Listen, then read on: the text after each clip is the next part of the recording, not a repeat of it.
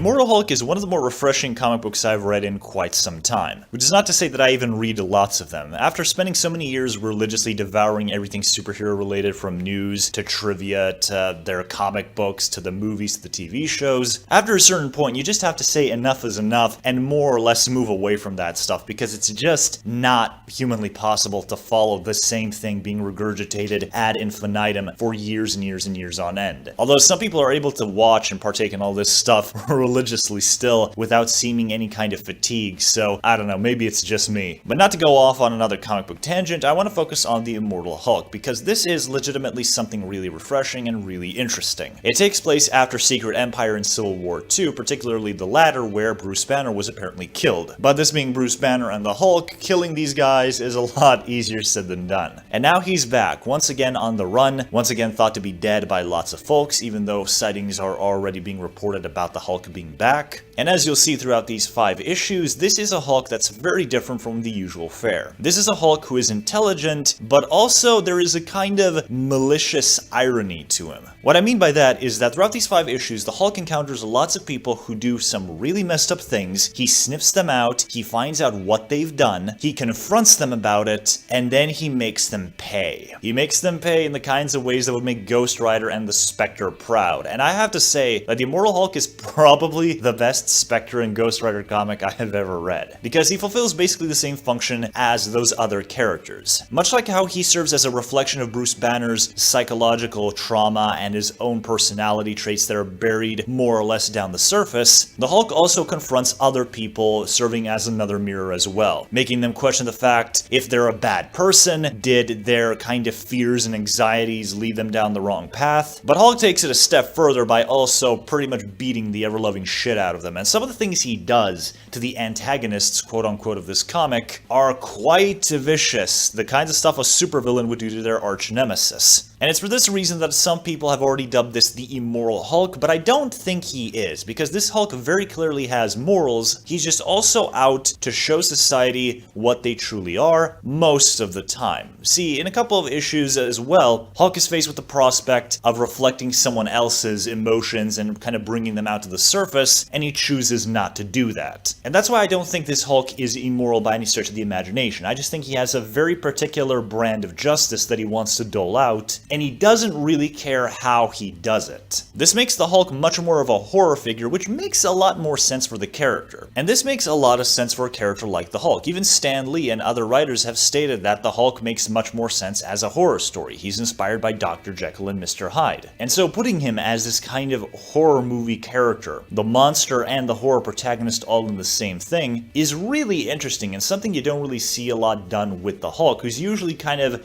just put into generic superhero fare, and while sometimes that can be fun, this is by far one of the more interesting takes I've seen on the character. And it also helps that Joe Bennett's art really focuses on the expressions. Just from looking at his Hulk, the way he smiles or grins or snarls, you really get the sense that this is not only an intelligent creature, but also one capable of some really scary shit just by the way he looks at you. And it's this focus on the expressions that makes the kind of horror atmosphere that much more convincing. Because if you're able to sell the reactions of these fictional characters as they're in danger or as they're about to do something, and you sell that to the audience, then you've done your job pretty damn well. Though I expect that not everyone is going to like Joe Bennett's art. Sometimes his expressions can kind of be wonky or downright goofy, especially in regards to the Sasquatch of all things. But when he really focuses on the Hulk, everything is elevated by quite a few notches. So yeah, that's the Immortal Hulk Volume 1. A cool little series of one-shots that set up an interesting storyline in the last issue with a pretty good cliffhanger that makes me want to read more, and a comic I would wholeheartedly recommend to people not just who want something different, but you're just usual fans of comic books.